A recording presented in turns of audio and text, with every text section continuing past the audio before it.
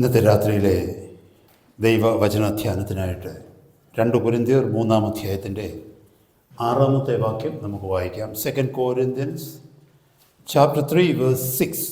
2 കൊരിന്ത്യർ 3-ാം അധ്യായം 6-ാമത്തെ വാക്യം. അവൻ ഞങ്ങളെ പുതിയ നിയമത്തിൻ്റെ ശുശ്രൂഷകന്മാരാകുവാൻ പ്രാപ്തരാക്കി. അക്ഷരത്തിൻ്റെ ശുശ്രൂഷകന്മാരല്ല, ആത്മാവിൻ്റെ ശുശ്രൂഷകന്മാരത്രേ. അക്ഷരം കൊല്ലുന്നു, ആത്മാവോ ജീവിപ്പിക്കുന്നു. പരിശുദ്ധ പിതാവേ, ഏറെ പ്രതീക്ഷയോടും പ്രത്യാശയോടും ഇന്നത്തെ രാത്രിയിലും അങ്ങയുടെ പാദപീഠത്തിലിരിപ്പാൻ കർത്താവേ, അങ്ങ് ഞങ്ങൾക്ക് കൃപ തന്നിരിക്കുന്നതിനായിട്ട് സ്തോത്രം.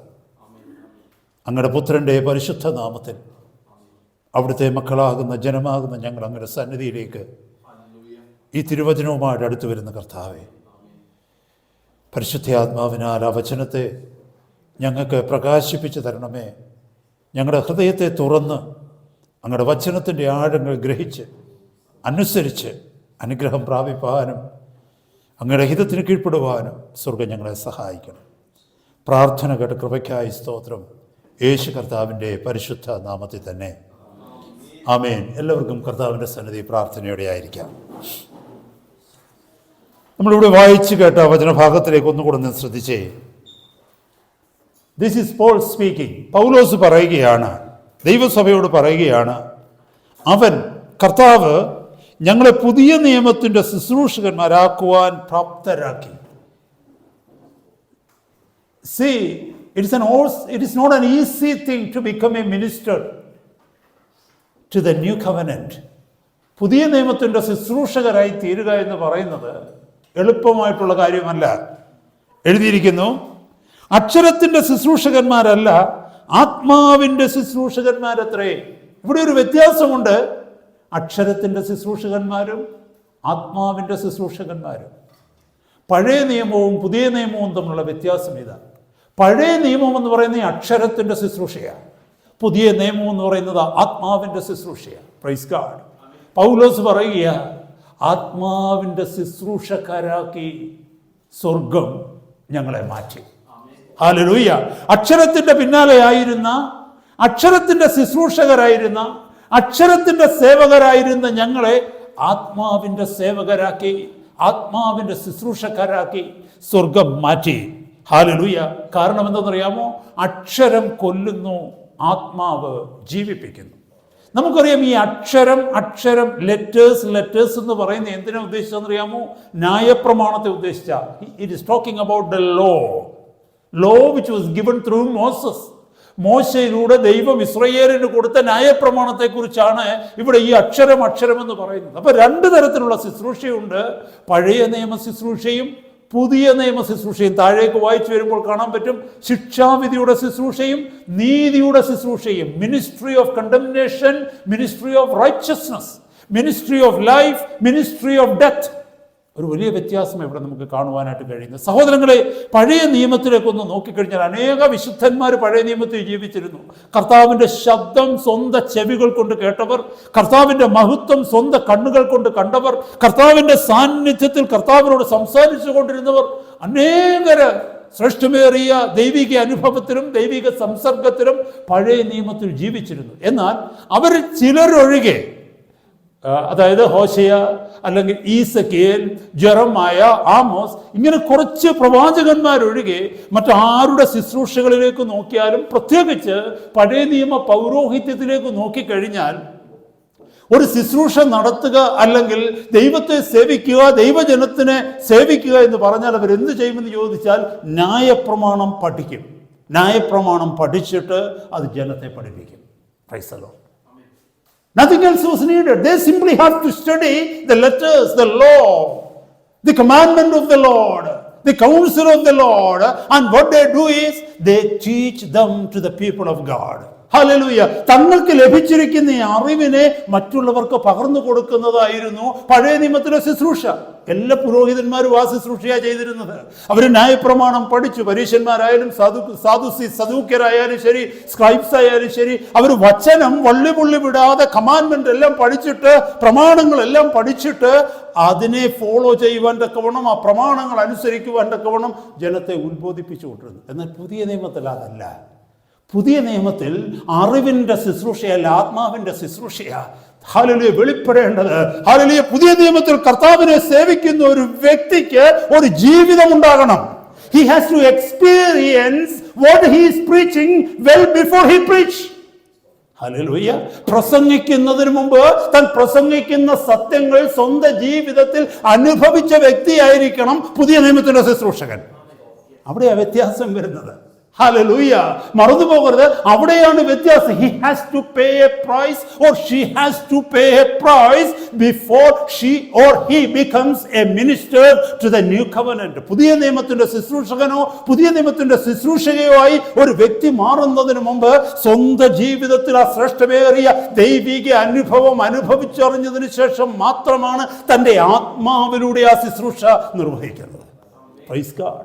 പഴയ നിയമത്തിന്റെ ശുശ്രൂഷ നാവിലൂടെയുള്ള ശുശ്രൂഷയായിരുന്നു. പുതിയ നിയമത്തിന്റെ ശുശ്രൂഷ ജീവിതത്തിലൂടെയുള്ള ശുശ്രൂഷയാ. അറിവ് പകരുന്ന ശുശ്രൂഷയല്ല പുതിയ നിയമത്തിന്റെ ശുശ്രൂഷ. പുതിയ നിയമത്തിന്റെ ശുശ്രൂഷ ജീവനെ പകരുന്ന ശുശ്രൂഷയാ. ചലിക്കുന്ന പ്രാണികളെ ജീവിപ്പിക്കുന്ന ശുശ്രൂഷയാ. മരണത്തിന്റെ പിടിയിലായിരിക്കുന്നവരെ മരണത്തിന്റെ വക്രത്വത്തിൽ നിന്ന് വിടുവിക്കുന്ന ശുശ്രൂഷയാണ് പുതിയ നിയമത്തിന്റെ ശുശ്രൂഷ. പഴയ നിയമത്തിലെ ശുശ്രൂഷകരാരും പിശാചിന്റെ കയ്യിൽ നിന്ന് ജനത്തെ വിടുവിച്ചില്ല. എന്നാൽ പുതിയ നിയമത്തിലെ ശുശ്രൂഷകൻ പിശാചിന്റെ കയ്യിൽ നിന്ന് ദൈവജനത്തെ വിടുവിക്കുന്നവനാ.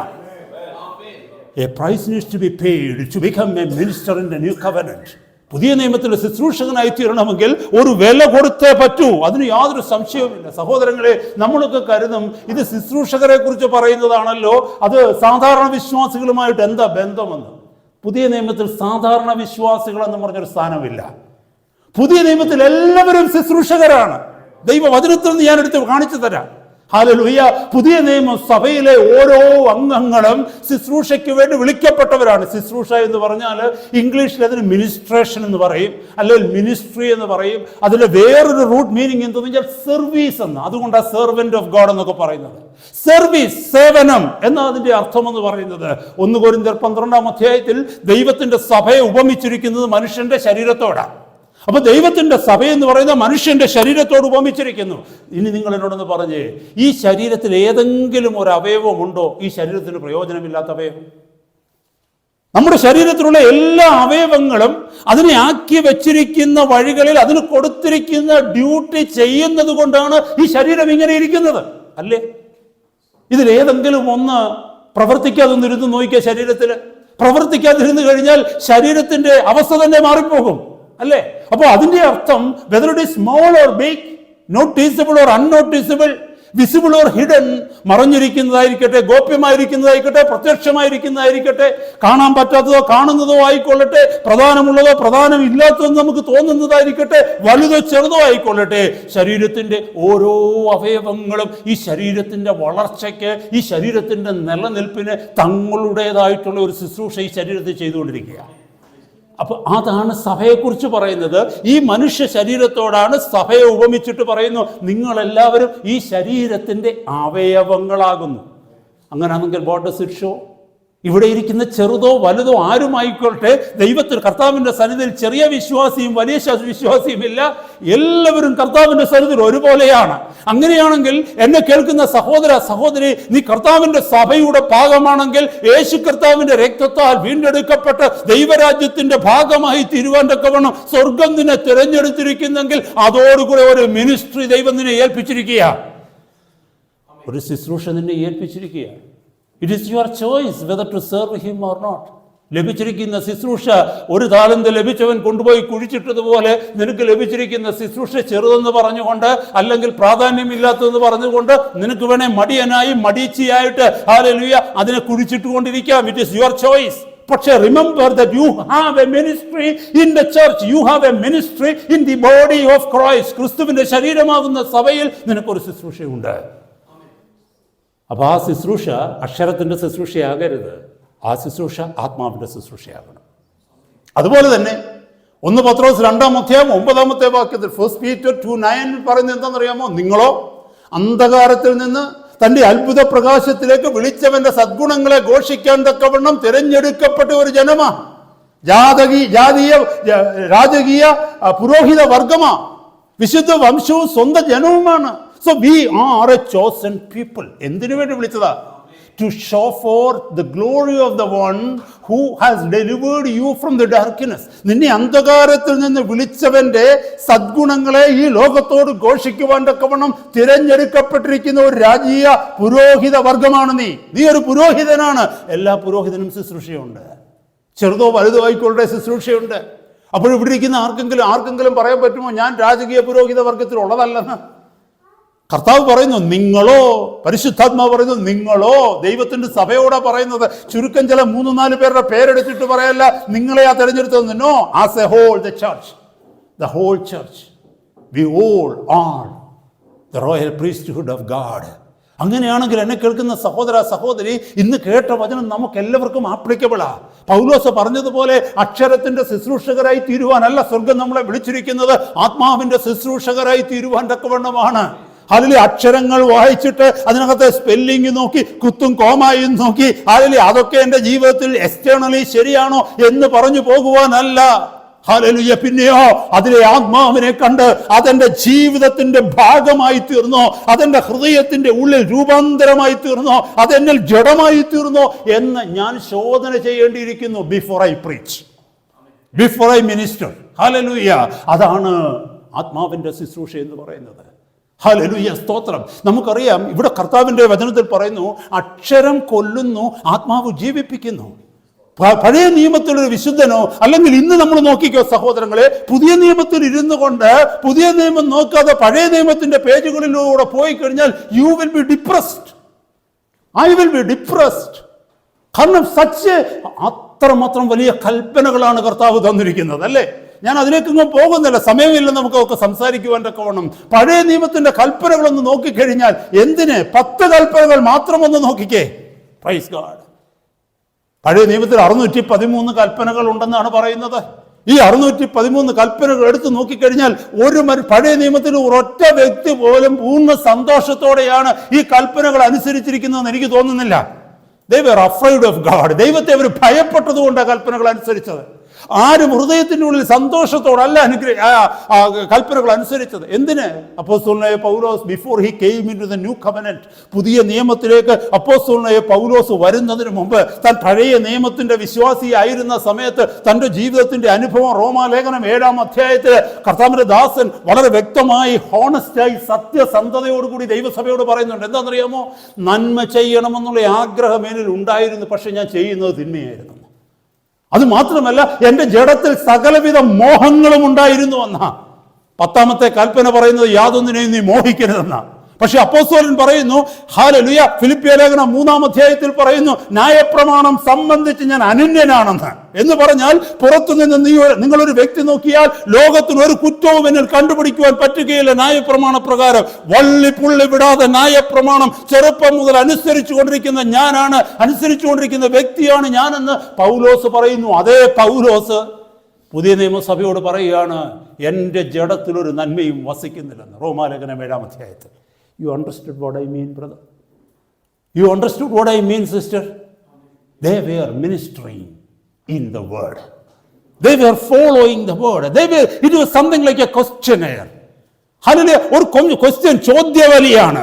1 മുതൽ 2 ഇങ്ങനെ ടിക്ക് ചെയ്ത് ഇത് ഞാൻ അനുസരിക്കുന്നുണ്ട്. എക്സ്റ്റേണലി, പുറത്തു നിന്നൊരു വ്യക്തി നോക്കിയാൽ ഒരു കുറ്റവും എന്നിൽ കാണുന്നില്ല. എന്നാൽ പുതിയ നിയമത്തിലേക്ക് വന്നപ്പോൾ പഴയ നിയമത്തിലെ ന്യായപ്രമാണ പ്രകാരം അനന്യനായിരുന്ന വ്യക്തി പൗലോസ് പുതിയ നിയമത്തിലേക്ക് വന്നപ്പോൾ 7:24 റോമാലേഖനം 7:24 സ്വർഗത്തേക്ക് നോക്കി നിലവിളിക്കുകയാണ്, അയ്യോ ഞാൻ അരിഷ്ട മനുഷ്യൻ. Woe to me the wretched man. Oh wretched man I am. അരിഷ്ടനായ ഒരു മനുഷ്യനാണ് ഞാൻ. പാപത്തിന് അധീനമായി ശരീരത്തിൽ നിന്ന് എന്നെ ആര് വിടുവിക്കും? എന്നെ കേൾക്കുന്ന സഹോദര സഹോദരി, പഴയ നിയമത്തിൽ ആർക്കും ഈ ശ്രേഷ്ഠമേറിയ വെളിപ്പാട് ഉണ്ടായിരുന്നില്ല. മറന്നു പോകരുത്. ഹല്ലേലൂയ. അപ്പോൾ ഈ രണ്ട് ശുശ്രൂഷകളാണ് നമ്മുടെ മുമ്പിൽ കർത്താവിൻ്റെ ആത്മാവ് ഈ വചനഭാഗത്ത് കാണിച്ചു തന്നിരിക്കുന്നത്. Praise God. പഴയ നിയമത്തിലെ ശുശ്രൂഷയും പുതിയ നിയമത്തിലെ ശുശ്രൂഷയും. പഴയ നിയമത്തിലെ ശുശ്രൂഷ അക്ഷരത്തിൻ്റെ ശുശ്രൂഷ, പുതിയ നിയമത്തിലെ ശുശ്രൂഷ ആത്മാവിൻ്റെ ശുശ്രൂഷ. കാലം മാറിയതുകൊണ്ട് നിയമം മാറിയില്ല, മറന്നു പോകരുത്. Hallelujah. You have the choice whether to follow the old covenant or the new covenant. മറന്നു പോകരുത് സഹോദരങ്ങളെ. ഈ പുതിയ നിയമ കാലഘട്ടത്തിൽ ഇരുന്നു കൊണ്ട് ആർക്കെങ്കിലും പഴയ നിയമ ശുശ്രൂഷ ചെയ്യാൻ പറ്റുമോ? തീർച്ചയായിട്ടും പറ്റും. Praise God. ആത്മാവിൽ ശുശ്രൂഷ ചെയ്യാതെ പ്രമാണങ്ങളുടെ ശുശ്രൂഷ ചെയ്യുന്ന വ്യക്തി പഴയ നിയമ ശുശ്രൂഷയാ ചെയ്യുന്നതാ. ഹല്ലേലൂയ. ദൈവവചനത്തിൽ നിന്ന് പഠിച്ച് ദൈവവചനത്തിലെ ജ്ഞാനം കൊണ്ട് തൻ്റെ റിസർച്ച് പേപ്പറിൽ നിന്ന് പുതിയ ഇൻഫർമേഷൻസ് എടുത്ത് അവിടുന്നും ഇവിടുന്നും ഒക്കെ കാര്യങ്ങൾ പഠിച്ച് തൻ്റെ ബുദ്ധി കൊണ്ട് തൻ്റെ ജഡത്തിൽ പ്രസംഗിക്കുന്ന വ്യക്തി, ശുശ്രൂഷ ചെയ്യുന്ന വ്യക്തി, തനിക്കതിനൊരു ജീവിതം ഉള്ളിലില്ലെങ്കിൽ, ദൈവവചന പ്രകാരം ഒരു ജീവിതം തനിക്കില്ലെങ്കിൽ, ഹല്ലേലൂയ, ആ വ്യക്തി ചെയ്യുന്നത് പഴയ നിയമ ശുശ്രൂഷയാണ്, അക്ഷരത്തിന്റെ ശുശ്രൂഷയാ ചെയ്യുന്നത്. വചനം പറയുന്നു അക്ഷരം കൊല്ലുന്നു എന്ന് പറയുന്നാൽ അക്ഷരത്തിന്റെ ശുശ്രൂഷ മരണ ശുശ്രൂഷയാണ്. എന്താ അതിന്റെ അർത്ഥം? അക്ഷരം കൊല്ലുന്നു എന്ന് പറഞ്ഞാൽ ഹല്ലേലൂയ, ന്യായപ്രമാണം കൃപയില്ലാതെ, പരിശുദ്ധാത്മാവിന്റെ ശക്തിയില്ലാതെ ന്യായപ്രമാണത്തിലേക്ക് നോക്കുമ്പോൾ എന്താ പറ്റുന്നതെന്ന് അറിയാമോ? ന്യായപ്രമാണത്തെ ലോ ഈസ് ദ മിറർ എന്നാ പറയുന്നത്. ന്യായപ്രമാണം എന്ന് പറയുന്നത് നമ്മുടെ മുമ്പിൽ ഒരു കണ്ണാടിയാണ്. ന്യായപ്രമാണത്തിലേക്ക് ആരെങ്കിലും നോക്കിക്കഴിഞ്ഞാൽ അപ്പോൾ തന്നെ താൻ കുറവുള്ളവനാണെന്ന് കണ്ടുപിടിക്കാൻ വരും. അതിനകത്തൊന്നൊരു ഹോപ്പ് കിട്ടുന്നില്ല, കുറവുകൾ മാത്രമാണത് കാണിച്ചു തരുന്നത്. ഒരു കണ്ണാടിയിലേക്ക് നമ്മൾ നോക്കിക്കഴിഞ്ഞാൽ കണ്ണാടി നമ്മുടെ നല്ല വശം മാത്രമല്ല കാണിക്കുന്നത്, കുറവ് വശവും കാണിക്കും. ഇവിടെ നിനക്കൊരു കുറവുണ്ടെന്നേ പറയത്തുള്ളൂ. ആ കുറവ് എങ്ങനെ മാറ്റണമെന്ന് കണ്ണാടി നമ്മളോട് പറയുമോ? പറയത്തില്ല ഒരിക്കലും. നമ്മുടെ കുറവുകൾ കാണിച്ചുകൊണ്ട് നമ്മളെ ഡിപ്രസ് ചെയ്തുകൊണ്ടിരിക്കും. ന്യായപ്രമാണം എന്ന് പറഞ്ഞത് അതായിരുന്നു. ന്യായപ്രമാണം എന്ന് പറഞ്ഞത് ഒരു വലിയ ചുമടായിരുന്നു അവർക്ക്. ഹല്ലേലൂയ. ന്യായപ്രമാണം എന്ന് പറയുന്നത് ശാപമായിരുന്നു എന്നാണ് പുതിയ നിയമത്തിന്റെ പേജുകളിൽ റോമാലേഖനം 5-ാം അധ്യായത്തിലൊക്കെ പൗലോസ് എഴുതിയിരിക്കുന്നത്. കാരണം എന്തെന്നറിയാമോ? ന്യായപ്രമാണത്തിന്റെ പ്രവൃത്തിയാൽ ഒരു ജഡവും നീതീകരിക്കപ്പെടത്തില്ല. ഒരൊറ്റ വ്യക്തിയെ പോലും രക്ഷയിലേക്ക് നയിക്കുവാൻ തക്കോണം ന്യായപ്രമാണത്തിന് കഴിഞ്ഞില്ല. ന്യായപ്രമാണത്തിൽ ഒരു വ്യക്തിയെ ദൈവത്തിലേക്ക് എത്തിക്കാൻ പറ്റുമോ? തീർച്ചയായിട്ടും എത്തിക്കാൻ പറ്റും. ന്യായപ്രമാണത്തിന് പറ്റും. കാരണം ന്യായപ്രമാണത്തിന് ഗലാത്യ ലേഖനത്തിൽ പറയുന്നത് സ്കൂൾ മാസ്റ്റർ എന്നാണ് പറഞ്ഞത്, അല്ലേ? നീതിയിലേക്ക്, ദൈവത്തിങ്കിലേക്ക്, ക്രിസ്തുവിലേക്കും നടത്തുവാനുള്ള സ്കൂൾ മാസ്റ്റർ എന്നാണ് പഠിപ്പിച്ചിരിക്കുന്നത്. ന്യായപ്രമാണത്തിന് ദൈവസന്നിധിയിലേക്ക് ഒരു വ്യക്തി എത്താൻ പറ്റും. പക്ഷെ ഒരു വ്യത്യാസമുണ്ട്. ഒരു കാർ ഓടിച്ച് ബോംബെക്ക് പോകുന്നതും ഫ്ലൈറ്റിൽ ബോംബെക്ക് പോകുന്നതും തമ്മിലുള്ള വ്യത്യാസം പോലെ ഇരിക്കും. കാർ ഓടിച്ച് ബോംബെ പോകാൻ പറ്റുമോ? തീർച്ചയായിട്ടും ബോംബെ പോകാൻ പറ്റും. എത്ര ദിവസം കൊടുക്കും? ആ സ്ഥാനത്ത് ഫ്ലൈറ്റിൽ പോയാലോ? This is the difference between knowing God through the old covenant and knowing God through the new covenant. മറന്നു പോകരുത്. This is what the difference between following Moses and following Jesus. Hallelujah. എന്നെ കേൾക്കുന്ന സഹോദരങ്ങളെ, നമ്മൾ എപ്പോഴും അത് മറന്നു പോകുന്ന ഒരു കാര്യം ഇതാണ്. അനേകര് ദൈവവചനത്തിൽ അക്ഷരങ്ങൾക്ക് പ്രാധാന്യം കൊടുത്തുകൊണ്ട് അക്ഷരത്തിന്റെ പിന്നാലെ ജീവിക്കുന്നു. ഹല്ലേലൂയ. അവരൊക്കെയും ഭക്തന്മാരെന്ന് പലപ്പോഴും നമ്മൾ കാണുന്നു. പക്ഷേ അവരുടെ ഭക്തിയുടെ പിന്നിൽ ഒരു വലിയ വേദനയുണ്ട്. അവരുടെ മുഖത്തൊരു സന്തോഷമില്ല. അവർ ദൈവത്തെ സേവിക്കുന്നത് സന്തോഷത്തോടല്ല, ഭയത്തിലാണ് സേവിക്കുന്നത്. നിങ്ങൾ ശ്രദ്ധിച്ചിട്ടുണ്ടോ അങ്ങനെയുള്ളവരെ? ഞാൻ ഒത്തിരി പേരെ അങ്ങനെ കണ്ടിട്ടുണ്ട്. അവരുടെ മുഖം എപ്പോഴും മ്ലാനമാണ്. ചോദിച്ചു കഴിഞ്ഞാൽ പറഞ്ഞാൽ ഉപവസിച്ചിരിക്കുക. എന്തിനെയോ ഭയപ്പെടുന്നത് പോലെ, ആരെയോ പ്രസാദിപ്പിക്കുവാൻ തക്കവണ്ണം കിടന്ന് തത്രപ്പെടുന്നത് പോലെ, ഒരു വലിയ ചുമട് തലയിൽ വെച്ചുകൊണ്ട് നടക്കുന്നത് പോലെ, മറ്റുള്ളവരിൽ നിന്നെല്ലാം ഒഴിഞ്ഞ്, സമൂഹത്തിൽ നിന്നൊഴിഞ്ഞ് ഒറ്റപ്പെട്ട ഏകാഗിയായിട്ടുള്ള ജീവിതമാണ് അവരുടേത്. ഹല്ലേലൂയ. അവരുടെ മുഖത്ത് സന്തോഷമില്ല. ഹല്ലേലൂയ. എന്നാൽ അപ്പോസ്തലന്മാരുടെ ജീവിതത്തിലേക്ക് നോക്കിയ കാരാഗൃഹത്തിന്റെ മധ്യത്തിലിരുന്നാലും അവർ സന്തോഷിക്കുന്നുണ്ട്. അവർക്കാർക്കും കർത്താവിനെ സേവിക്കുന്നത് ഭാരമല്ല. വിശുദ്ധി എന്ന് പറഞ്ഞാൽ അവരാരുടെയും മുഖം മാറിപ്പോകത്തില്ല. ഹല്ലേലൂയ. കാരണം that becomes their life, that becomes their habit, because it was not them doing, it was someone else doing in them. അതാ ഇവിടെ പറഞ്ഞത്, പുതിയ നിയമത്തിന്റെ ശുശ്രൂഷകരാക്കുവാൻ തക്കവണ്ണം ഞങ്ങളെ പ്രാപ്തരാക്കി. ആര്? ദൈവം. മറന്നു പോകരുത് സഹോദരങ്ങളെ. ഹല്ലേലൂയ. ഇന്ന് ചില അമേസിങ് കാര്യങ്ങൾ നമ്മൾ ഈ ഭാഗത്തുനിന്ന് പഠിക്കാൻ പോവുകയാണ്. മോശെ നമുക്കറിയാമല്ലോ. യോഹന്നാന്റെ സുവിശേഷം 1-ാം അധ്യായത്തിൽ താഴേക്ക് വായിച്ചു വരുമ്പോൾ 17-ാമത്തെ വാക്യത്തിൽ എഴുതിയിരിക്കുന്നു, ന്യായപ്രമാണം മോശ മുഖാന്തരം ലഭിച്ചു, കൃപയും സത്യവുമോ യേശു ക്രിസ്തു മുഖാന്തരം വന്നു. അപ്പോൾ ന്യായപ്രമാണം വന്നത് മോശയിലൂടെ. അപ്പൊ മോശ ന്യായപ്രമാണം ദൈവത്തിൽ നിന്ന് പ്രാപിച്ചിട്ട് ഇസ്രായേലിന് കൊടുത്തു. അപ്പോൾ പഴയ നിയമം എന്ന് പറയുന്നത് it was an agreement between God and Israel through Moses. പുതിയ നിയമം എന്ന് പറഞ്ഞാൽ it is an agreement between God and the whole world through Jesus Christ. വ്യത്യാസം മനസ്സിലാക്കണം. പഴയ നിയമം എന്ന് പറഞ്ഞാൽ ഇസ്രായേലിനോട് ദൈവം ചെയ്ത നിയമമാണ്. ആരിലൂടെ? മോശയിലൂടെ. പുതിയ നിയമം എന്ന് പറഞ്ഞാൽ ലോകത്തോട് മുഴുവനും മാനവരാശിയോട് മുഴുവനും ദൈവം ചെയ്ത ഉടമ്പടി, ദൈവം ചെയ്ത നിയമമാണ്. ആര്? ക്രിസ്തുവിലൂടെ. മറന്നുപോകരുത് സഹോദരങ്ങളെ. ഞാനൊരു കാര്യം ചോദിക്കട്ടെ. മോശ ന്യായപ്രമാണത്തിലൂടെ അന്നിരുന്ന ജനത്തെ എങ്ങോട്ടാ നയിച്ചെന്നറിയാമോ? ഈ ഭൂമിയിലുള്ള കനാനിലേക്കാ. മോശയ്ക്ക് ഒരു വ്യക്തിയെ മാക്സിമം എത്തിക്കുവാൻ കഴിയുന്നത് കനാൻ ദേശത്തെ എത്തിക്കുവാൻ കഴിയൂ. എന്നാൽ യേശു കർത്താവിന് ഒരു വ്യക്തിയെ എവിടെ എത്തിക്കാൻ കഴിയുമെന്നറിയാമോ? താൻ ഇരിക്കുന്നിടത്തിരുത്താനെത്തും. ഇതാണ് പുതിയ നിയമവും പഴയ നിയമവും തമ്മിലുള്ള വ്യത്യാസം. ഹല്ലേലൂയ. ഒരുത്തൻ ഭൂമിയിൽ തപ്പി നടക്കുമ്പോൾ മറ്റവൻ ആകാശത്ത് പറന്ന് നടക്കും. പക്ഷേ ആകാശത്ത് പറന്ന് നടക്കേണ്ടവർ ഇന്ന് ഭൂമിയിൽ തത്തിക്കളിച്ചുകൊണ്ട് നടക്കുക. കാരണം എന്നറിയാമോ? ഇത് തമ്മിലുള്ള വ്യത്യാസം ഇന്ന് വരെ തിരിച്ചറിഞ്ഞിട്ടില്ല. ജീവന്റെ ശുശ്രൂഷയും മരണത്തിന്റെ ശുശ്രൂഷയും. Praise God. ഹല്ലേലൂയ. എന്നെ കേൾക്കുന്ന സഹോദര സഹോദരി, പഴയ നിയമത്തിലെ എത്ര വലിയ, ശരിക്കും കേൾക്കണം ഇന്നത്തെ മെസ്സേജ് നിങ്ങൾ. പഴയ നിയമത്തിലെ എത്ര വലിയ വിശുദ്ധനായാലും അവന് വരുവാൻ തക്കവണ്ണം ഒരു ബൗണ്ടറി ഉണ്ടായിരുന്നു. അതിനപ്പുറത്ത് അവന് കടക്കാൻ പറ്റത്തില്ല. ടബർണക്കിളിലേക്ക് വന്നു കഴിഞ്ഞാൽ, സമാഗമന കൂടാരത്തിലേക്ക്, ദൈവത്തിന്റെ ആലയത്തിലേക്ക് വന്നു കഴിഞ്ഞാൽ കട്ടിയുള്ള ഒരു തിരശ്ശീല അവിടെ കിടപ്പുണ്ട്. എവിടെയാണെന്നറിയാമോ? ഹോളി പ്ലേസിനും മോസ്റ്റ് ഹോളി പ്ലേസിനും നടുവിൽ. എത്ര വിശുദ്ധനായാലും ശരി, പഴയ നിയമത്തിലെ എത്ര വിശുദ്ധനായ പുരോഹിതനായാലും ശരി, അവന് മാക്സിമം എത്തുവാൻ കഴിയുന്നത് തിരശ്ശീലയുടെ അടുത്ത് വരെ പറ്റത്തുള്ളൂ.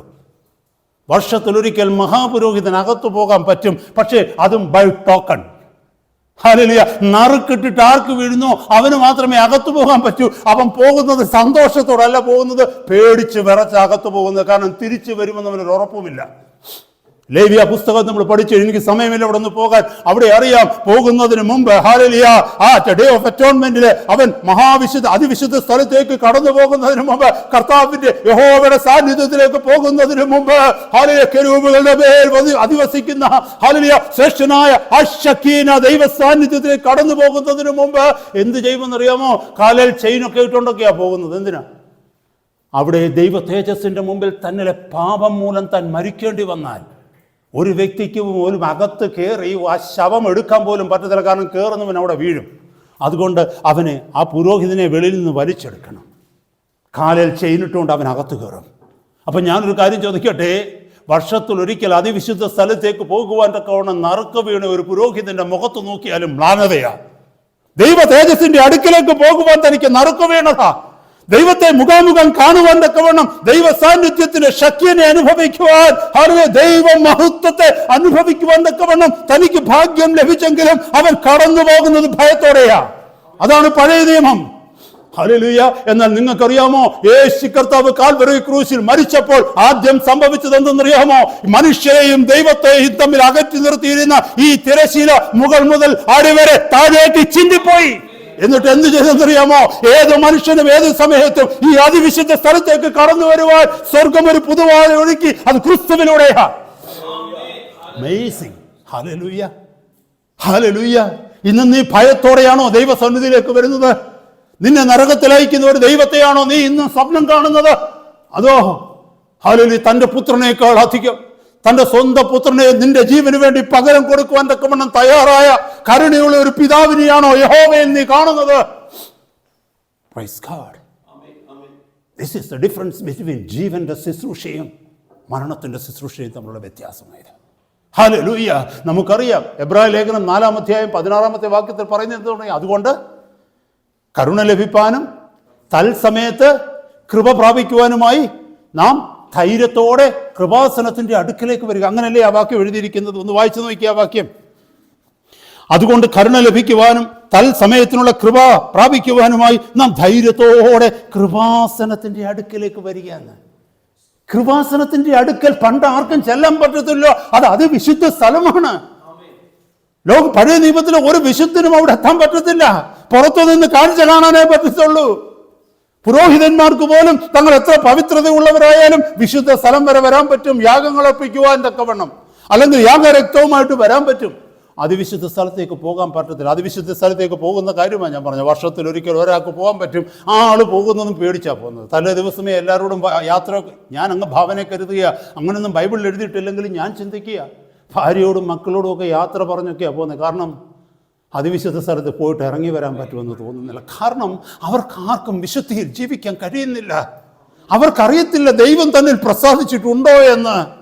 അവർക്കറിയില്ല തങ്ങളിലെ മോഹങ്ങൾ, തങ്ങളുടെ ഉള്ളിൽ ഒളിഞ്ഞിരിക്കുന്ന പക, വിദ്വേഷം, അസൂയ. ദൈവസന്നിധിയിൽ ഇതൊക്കെ ദൈവത്തെ കോപിപ്പിക്കുന്നതാണെന്ന് അവർക്കറിയാം. ഇതും കൊണ്ടാണ് ഒരു സാധാരണ മനുഷ്യൻ അകത്തേക്ക് പോകുന്നത്. എന്നാൽ പുതിയ നിയമത്തിലേക്ക് ഒന്ന് കടന്നു വന്ന് നോക്കിക്കേ. ഹല്ലേലൂയ. നമ്മുടെ അകവും പുറവും ഒരുപോലെ വിശുദ്ധീകരിക്കുവാൻ തക്കവണ്ണം തൻ്റെ പരിശുദ്ധാത്മാവ് നമ്മുടെ ഉള്ളിൽ വന്നിരിക്കുക. ഹല്ലേലൂയ. നമ്മൾ അന്വേഷിക്കേണ്ട ദൈവം നമ്മളിൽ പ്രസാദിച്ചോ എന്ന് നമുക്ക് തന്നെ അറിയാം. കാരണം എന്താണെന്ന് ചോദിച്ചാൽ ദൈവത്തിന്റെ പരിശുദ്ധാത്മാവ് നമ്മൾ ദൈവമക്കളെന്ന് നമ്മളോട് സാക്ഷ്യം പറയുന്നു എന്ന് റോമാലേഖനം 8-ാം അധ്യായത്തിൽ നമ്മളെ ഓർമ്മിപ്പിക്കുന്നു. നമ്മളോട് തന്നെ കർത്താവ് പറഞ്ഞുകൊണ്ടിരിക്കും, കർത്താവ് നമ്മളിൽ പ്രസാദിക്കുന്നുണ്ടോ ഇല്ലയോ എന്ന്. നമ്മളിൽ പ്രസാദിക്കാത്ത ജീവിത അനുഭവങ്ങൾ കർത്താവ് തന്നെ നമുക്ക് കാണിച്ചു തന്നുകൊണ്ടിരിക്കും. 1 യോഹന്നാൻ 2-ാം അധ്യായത്തിന്റെ 27-ാമത്തെ വാക്യം, 1 John 2:27 പറയുന്നത് എന്താണെന്നറിയാമോ? അവനാൽ പ്രാപിച്ച അഭിഷേകം നിങ്ങളിൽ ഇരിക്കുന്നു, ആരും നിങ്ങളെ ഉപദേശിക്കേണ്ട ആവശ്യമില്ല, അവൻ നിങ്ങൾക്ക് സകലതും ഉപദേശിച്ചു തരികയാൽ അവൻ ഉപദേശിക്കുന്നത് പോലെ അവനിൽ വസിപ്പീൻ. പുതിയ നിയമത്തിന്റെ ശ്രേഷ്ഠതയാണ്. ഹല്ലേലൂയ. കർത്താവ് നമ്മുടെ ഉള്ളിൽ വസിക്കുകയാണ്. ദൈവം നമ്മുടെ ഉള്ളിൽ വസിക്കുകയാണ്. ദൈവം നമ്മുടെ ഉള്ളിൽ വസിച്ചിട്ട് നമ്മളെ നടത്തുകയാണ്. ദൈവം നമ്മുടെ ഉള്ളിൽ വസിച്ചിട്ട് നമ്മളോട് സംസാരിക്കുകയാണ്. Praise God. തൻ്റെ മഹത്വത്തെ മറ്റുള്ളവരുടെ മുമ്പിൽ വെളിപ്പെടുത്തുകയാ പുതിയ നിയമ ശുശ്രൂഷ. ഹല്ലേലൂയ. ഇവിടെ ആ വാക്യത്തിലൊന്ന് നോക്കിയേ. അതുകൊണ്ട് തത്സമയത്ത് കരുണ ലഭിക്കാനും, there are two things there, mercy and grace. ഞാൻ ആ വാക്യത്തിൽ 1 മിനിറ്റ് ഒന്ന് നിർത്തട്ടെ, അതൊന്ന് പറഞ്ഞ് പോകാനായിട്ട് ഞാൻ ആഗ്രഹിക്കുക. ആ വാക്യം ഒന്ന് ശ്രദ്ധിച്ചേ. അതുകൊണ്ട് എബ്രായ ലേഖനം 4:16, അതുകൊണ്ട് കരുണ ലഭിക്കുവാനും തൽസമയത്ത് സഹായത്തിനുള്ള കൃപ പ്രാപിക്കുവാനുമായി നാം ധൈര്യത്തോടെ കൃപാസനത്തിന് അടുത്ത് ചെല്ലുക. ഏതൊരു മനുഷ്യനും ഈ 2 കാര്യം ആവശ്യം. 1 കരുണ ആവശ്യമാണ്, 2 കൃപ ആവശ്യം. എന്താണ് കരുണ എന്ന് പറയുന്നത്? മേഴ്സി. മേഴ്സി എന്ന് പറഞ്ഞാൽ it's an old testament word. ഒരു പഴയ നിയമത്തിലെ വാക്കാണ് മേഴ്സി, കരുണ, ദൈവത്തിന്റെ കരുണ. സങ്കീർത്തനങ്ങൾ ഉടനീളം പരിശോധിച്ചു കഴിഞ്ഞാൽ കരുണയെക്കുറിച്ചാണ് പറയുന്നത്. യഹോവ കരുണയും കൃപയുമുള്ളവൻ അല്ലേ? അവൻ നമ്മുടെ അകൃത്യങ്ങൾക്ക് ഒത്തവണ്ണം നമ്മളോട് ചെയ്യുന്നില്ല. എത്രയോ എടുത്ത് കരുണ കരുണ കരുണ കരുണ എന്ന് പറയുന്നു. കരുണ എന്ന് പറഞ്ഞു കഴിഞ്ഞാൽ നാം ചെയ്ത പാപങ്ങൾക്ക് തക്കവണ്ണം നമ്മളോട് ചെയ്യാതെ നമ്മുടെ പാപങ്ങളെ മായ്ച്ചു കളയുന്ന, പാപങ്ങളെ ക്ഷമിക്കുന്ന ദൈവത്തിൻ്റെ ഹല്ലേലൂയ ശ്രേഷ്ഠമേറിയ ആ കമ്പാഷന്, ആ ദയക്കാണ് കരുണ എന്ന് പറയുന്നത്. അവൻ എന്നോട് കരുണ കാണിച്ചു. കാരണം ഞാൻ വീണതിന് ശേഷം ദൈവം എന്നെ സഹായിക്കുകയാണ്. എന്നെ എഴുന്നേൽപ്പിച്ചിട്ട് പറയുക, സാരമില്ലെന്ന്. നടന്നു പോകുന്ന കുഞ്ഞ് തെറ്റിയടിച്ച് വീഴുമ്പോൾ അവനെ എഴുന്നേൽപ്പിച്ചിട്ട്, അല്ലെങ്കിൽ അവളെ എഴുന്നേൽപ്പിച്ചിട്ട് സാരമില്ലെന്നൊക്കെ പറഞ്ഞ് ആ പൊടിയൊക്കെ തട്ടി മാറ്റിയിട്ട് ഒന്ന് ബലത്തോടെ നിർത്തിയിട്ട് കയറ്റി വിടുക, പറഞ്ഞു വിടുക. അതാ കരുണ കാണിക്കുക എന്ന് പറഞ്ഞാൽ. ഹല്ലേലൂയ. ശമരിയാക്കാരനോട് കരുണ കാണിച്ചവനെ കുറിച്ചാണ് പറയുന്നത്. ഹല്ലേലൂയ. അവൻ വീണതിന് ശേഷം, ആക്രമിക്കപ്പെട്ടതിന് ശേഷം, അബദ്ധം വന്നതിന് ശേഷം അവന് ലഭിക്കുന്ന ഹല്ലേലൂയ ദയയാണ് കരുണ എന്ന് പറയുന്നത്. കൃപയെന്ന് പറയുന്നത് അതല്ല. എന്താണെന്നറിയാമോ? കൃപയെന്ന് പറയുന്നത് വീഴാതിരിക്കാൻ തക്കവണ്ണം ദൈവം കാണിക്കുന്ന ദയ. ഇവിടെ പറയുകയാണ്, എബ്രായ ലേഖനത്തിൽ പറയുകയാണ്, നിന്റെ ജീവിതത്തിൽ വീഴ്ച വന്നെങ്കിൽ നിനക്ക് കരുണയുണ്ട്, എന്നിട്ട് നാളെ നീ വീഴാതിരിക്കാൻ തക്കവണ്ണം നിനക്ക് കൃപയുമുണ്ട്. അമേസിംഗ് അല്ലേ? കർത്താവിൻ്റെ മരണം മൂലം ആദ്യം എനിക്ക് ലഭിച്ചത് കരുണയാ. അസംഖ്യകോടി പാപങ്ങളെ എൻ്റെ കർത്താവ് കാൽവരി ക്രൂശിൽ എൻ്റെ പാപങ്ങൾ മുഴുവനും വഹിച്ച് ആ പാപബന്ധനത്തിൽ നിന്ന്, പാപത്തിന്റെ ചുമടിൽ നിന്ന് എൻ്റെ ആ ചുമടിൽ നിന്ന് മാറ്റി, hallelujah, he has justified me. അത് ദൈവം എന്നോട് കാണിച്ച കരുണയാ.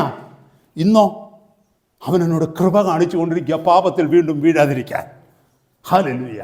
വീണതിന് ശേഷം കിട്ടുന്നത് കരുണ, വീഴാതിരിക്കാൻ കിട്ടുന്നത് കൃപ.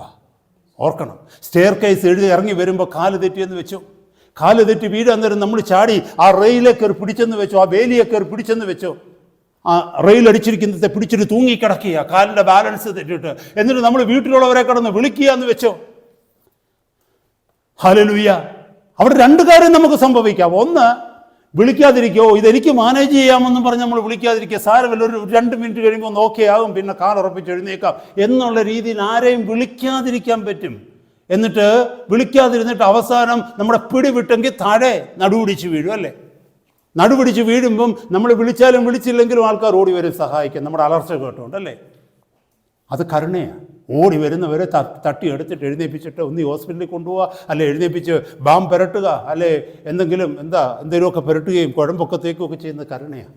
എന്നാൽ തൂങ്ങിക്കിടക്കുമ്പോൾ തന്നെ, ഞാൻ വീഴുമെന്ന് ഉറപ്പുള്ളപ്പോൾ തന്നെ എന്നെ സഹായിക്കുമോ എന്ന് വിളിച്ചിട്ട്, വീട്ടിലുള്ളവരെയോ ആരെങ്കിലും വിളിച്ചിട്ട് വീണ് നടുവൊടിയുന്നതിന് മുമ്പ് എന്നെ സഹായിക്കുമെന്ന് പറഞ്ഞ് ആരെങ്കിലും ഒരാൾ വിളിക്കുമ്പോൾ ഓടി വന്ന് ഒരാൾ കൈ തന്ന് നമ്മൾ വീഴാതെ വണ്ണം നമ്മളെ സൂക്ഷിച്ച് ബലപ്പെടുത്തി ഇറക്കുന്നതാണ് കൃപ. എന്നെ കേൾക്കുന്ന സഹോദര സഹോദരി, പഴയ നിയമത്തിൽ കരുണ മാത്രമേ ഉണ്ടായിരുന്നുള്ളൂ. പഴയ നിയമത്തിലെ ശുശ്രൂഷകർക്ക് കരുണയെക്കുറിച്ച് മാത്രമേ പ്രസംഗിക്കുവാനുള്ളൂ. യഹോവ കൃപയും കരുണയും ഉള്ളവനാണെന്ന് മാത്രമേ പ്രസംഗിക്കാൻ പറ്റൂ. പക്ഷെ പുതിയ നിയമ ശുശ്രൂഷകർക്ക് ഒരു വലിയ സുവിശേഷം പറയുവാനുണ്ട്. ഇത്രയും നാൾ പാപത്തിൽ വീണ് കിടന്ന ഇനി നീ പാപത്തിൽ ജീവിക്കേണ്ടവനല്ല. നീ പാപത്തിൽ വീഴാതിരിപ്പാൻ തക്കവണ്ണം ദൈവം തന്നെ തന്റെ ശക്തി നിന്നിൽ നിറച്ച്, ദൈവം തന്നെ നീ വീഴാതെ വണ്ണം നിന്നെ കരത്തിൽ മുറുകെ പിടിച്ചുകൊണ്ട് നിന്നെ നടത്തും. അതാണ് പുതിയ നിയമത്തിന്റെ ശുശ്രൂഷ, പുതിയ നിയമത്തിന്റെ സുവിശേഷം. പഴയ നിയമത്തിൽ ആർക്കും അതിന് കഴിയുമായിരുന്നില്ല.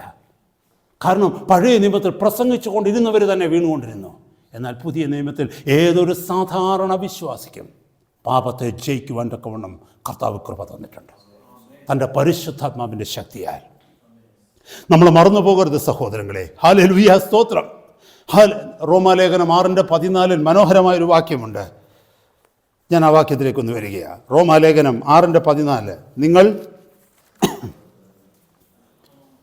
ഒന്ന് വായിച്ചേ. ന്യായപ്രമാണത്തിനല്ല കൃപയ്ക്കത്രേ അധീനരാകിയാൽ പാപത്തിന് നിങ്ങളിൽ കർത്തൃത്വമില്ലല്ലോ. ആ വാക്യം നമ്മൾ അത്രയും സ്പീഡിൽ, ദൈവദാസ അത്രയും സ്പീഡിൽ നമ്മളത് വായിച്ചു പോകേണ്ടതല്ല. നിർത്തിയൊന്ന് വായിക്കണം. ഇവിടെ ഒന്ന് നോക്കിയേ. എന്താണെന്നറിയാമോ? നിങ്ങൾ ന്യായപ്രമാണത്തിനല്ല എന്ന് പറഞ്ഞാൽ അക്ഷരത്തിനല്ല നിങ്ങൾ കീഴ്പ്പെട്ടിരിക്കുന്നത്. പിന്നെയോ നിങ്ങൾ ന്യായപ്രമാണത്തിനല്ല കൃപയ്ക്കത്രേ അധീനരാകിയാൽ പാപം നിങ്ങളിൽ കർത്തൃത്വം നടത്തുകയില്ലല്ലോ. It is an amazing promise. We are in the new covenant. നാം പുതിയ നിയമത്തിൽ വന്നവരാണ്. പുതിയ നിയമത്തിൽ ദൈവത്തിന്റെ ജനമായി മാറിയവരാണ്. ദൈവത്തിന്റെ ആത്മാവ് നമ്മളിൽ വസിക്കുന്നു. പഴയ നിയമത്തിൽ ദൈവത്തിന്റെ മുഖമൊരാൾക്ക് അന്വേഷിക്കണമെങ്കിൽ, ദൈവത്തിന്റെ ആലോചന കേൾക്കണമെങ്കിൽ, ദൈവത്തിന് യാഗമർപ്പിക്കണമെങ്കിൽ, ദൈവത്തെ ആരാധിക്കണമെങ്കിൽ വീട്ടിൽ നിന്ന് ആരാധിക്കാൻ പറ്റില്ല. അവർക്ക് ആരാധനാലയത്തിലേക്ക് എത്തണമായിരുന്നു. ഹല്ലേലൂയ. ദൈവം വസിക്കുന്ന ദൈവത്തിന്റെ ആലയത്തിൽ അവർ അന്വേഷിച്ചെത്തണമായിരുന്നു പഴയ നിയമത്തിൽ. അതുകൊണ്ടാണ് നമുക്കറിയാം, യാഗമൃഗങ്ങളെയും ചുമന്നുകൊണ്ട് അവർ ദൈവത്തിന്റെ ആലയത്തിലേക്ക് വരുമായിരുന്നു. Praise the Lord. എന്നാൽ പുതിയ നിയമത്തിൽ അങ്ങനെയല്ല. എന്നെയും നിങ്ങളെയും ദൈവം ആലയമാക്കി മാറ്റി. 1 കൊരിന്ത്യർ 3:16 ദൈവസഭയെക്കുറിച്ച് പറയുന്നു, ഹല്ലേലൂയ, നിങ്ങൾ ദൈവത്തിന്റെ മന്ദിരമെന്നും ദൈവത്തിന്റെ ആത്മാവ് നിങ്ങളിൽ വസിക്കുന്നുവല്ലോ. കളക്റ്റീവ് ആൻഡ് ഇൻഡിവിജ്വലായിട്ട് പറയുന്നു.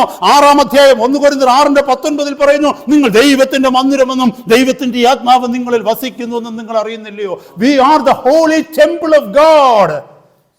When I am walking in the street, who am I? I am the holy temple of God.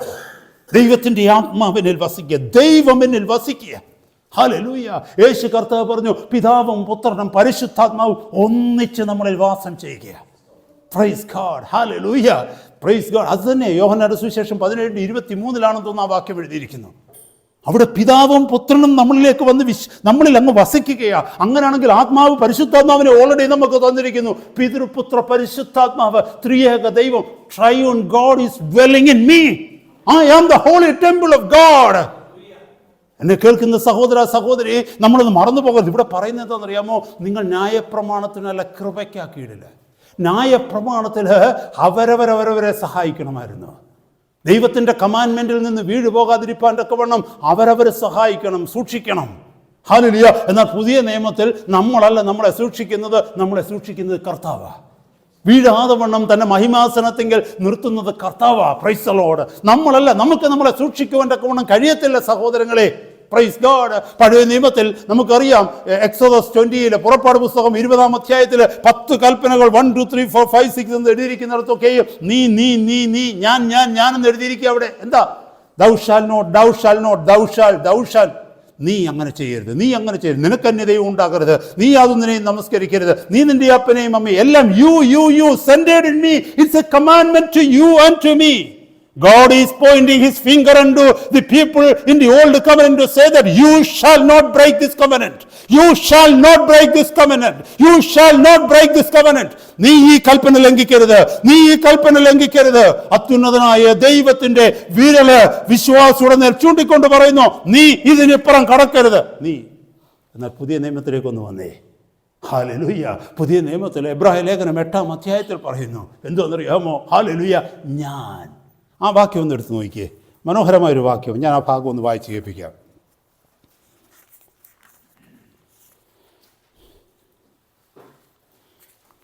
10 വാക്യം, 8:10, എബ്രായ ലേഖനം 8:10. ഈ കാലം കഴിഞ്ഞ ശേഷം ഞാൻ ഇസ്രായേൽ ഗൃഹത്തോട് ചെയ്യുവാനിരിക്കുന്ന നിയമം ഇങ്ങനെയാകുന്നു, ഞാൻ എൻ്റെ ന്യായപ്രമാണം അവരുടെ ഉള്ളിലാക്കി അവരുടെ ഹൃദയങ്ങളിൽ എഴുതും. ഞാൻ അവർക്ക് ദൈവവും അവർക്ക് ജനവുമായിരിക്കും. ഇനി അവരിൽ ആരും തൻ്റെ കൂട്ടുകാരനെയും തൻ്റെ സഹോദരനെയും കർത്താവിനെ അറിയുക എന്ന് ഉപദേശിക്കുകയില്ല. അവർ അവാലവൃദ്ധം എല്ലാവരും എന്നെ അറിയും. ഞാൻ അവരുടെ അകൃത്യങ്ങളെക്കുറിച്ച് കരുണയുള്ളവനാകും, അവരുടെ പാപങ്ങളെ ഇനി ഓർക്കുകയുമില്ല എന്ന് കർത്താവിൻ്റെ അരുളപ്പാട്. It's all me. ദൈവം പറയുകയാണ്, ഞാനത് ചെയ്യും. എൻ്റെ ന്യായപ്രമാണത്തെ ഞാൻ അവരുടെ ഉള്ളിലാക്കി അവരുടെ ഹൃദയത്തിൻ്റെ പലകയിൽ എഴുതും.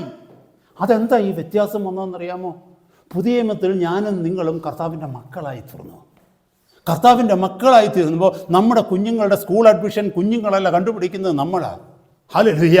അവരെവിടെ പോകണമെന്ന് ചെറുപ്പത്തിൽ നിശ്ചയിക്കുന്നത് നമ്മളാ, അല്ലേ? നമ്മുടെ ഒരു 2 വയസ്സുള്ള 3 വയസ്സുള്ള ഒരു കുഞ്ഞിനെ സൂക്ഷിക്കുന്നത് നമ്മളാ, ഭക്ഷണം വാരി കൊടുക്കുന്നത് നമ്മളാ, കുളിപ്പിക്കുന്നത് നമ്മളാ, കാലിന് പാകമാകുന്ന ഷൂ വാങ്ങിച്ചു കൊടുക്കുന്നത് നമ്മളാ, ഡ്രസ്സ് ടൈലറിൽ കൊണ്ടുവന്നിട്ട് സ്റ്റിച്ച് ചെയ്യിക്കുന്നത് നമ്മളാ.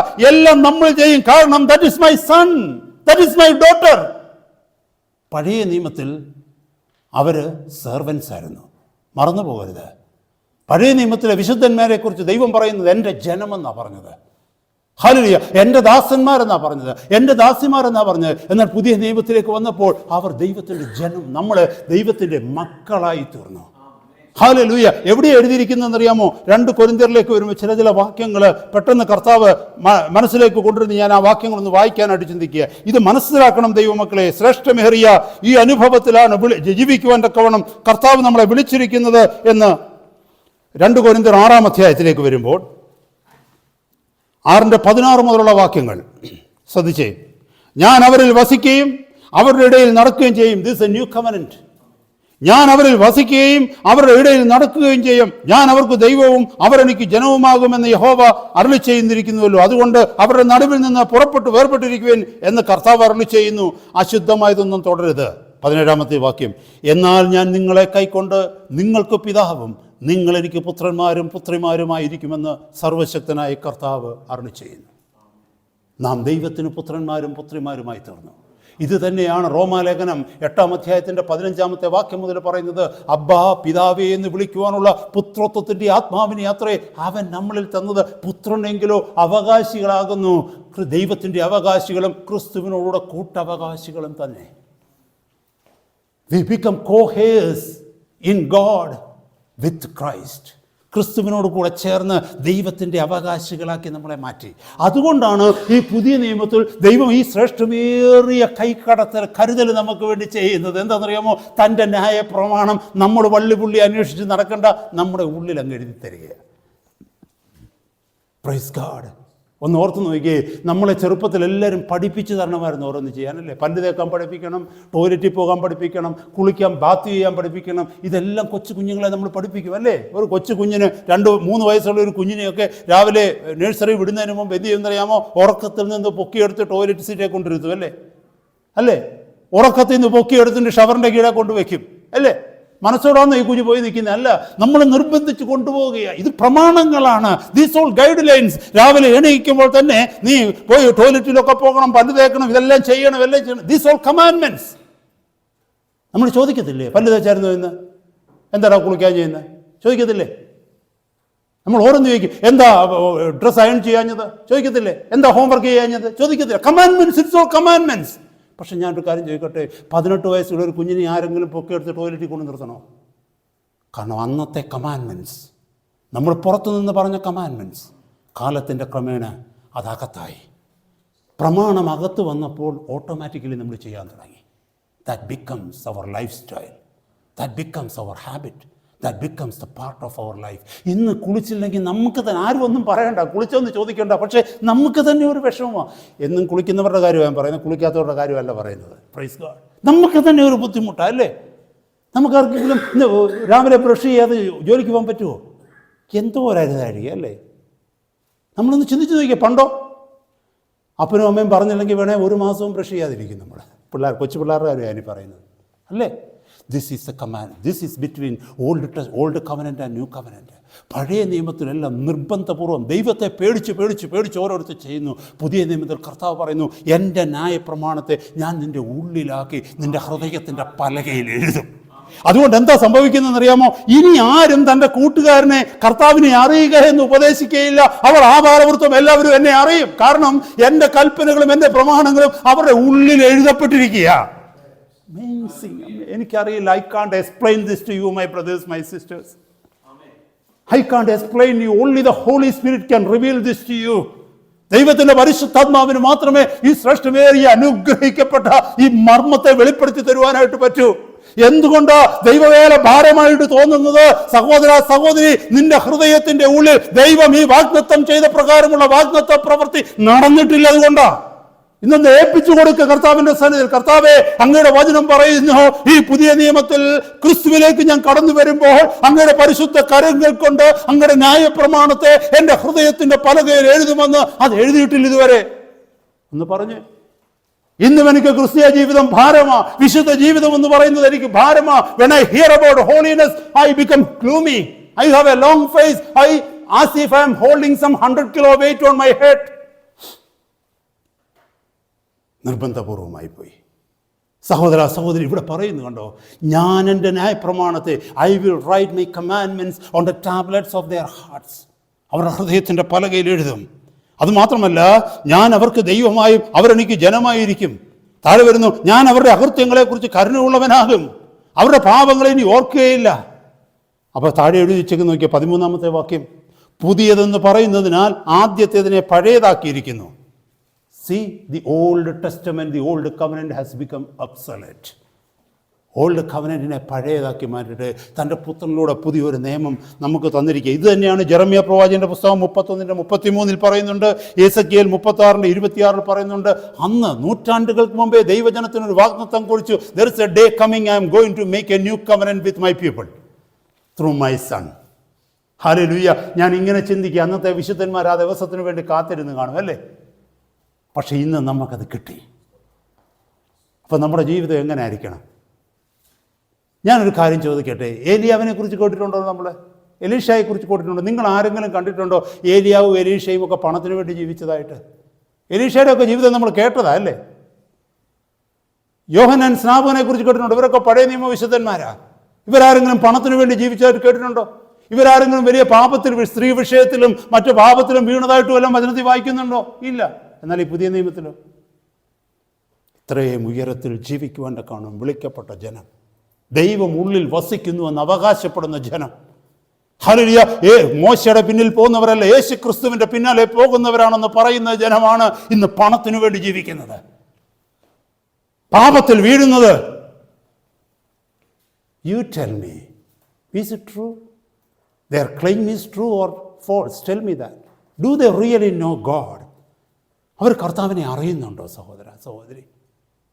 ഇല്ല, ഒരിക്കലുമില്ല. കാരണം അതിൻ്റെ അർത്ഥം കർത്താവ് കൈവിട്ടെന്നല്ലേ അതിൻ്റെ അർത്ഥം.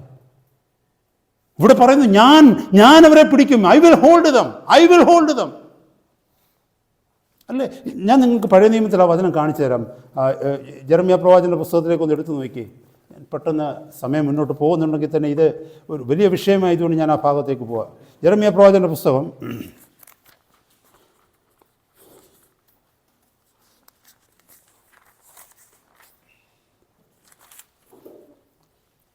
31-ാം അധ്യായത്തിൽ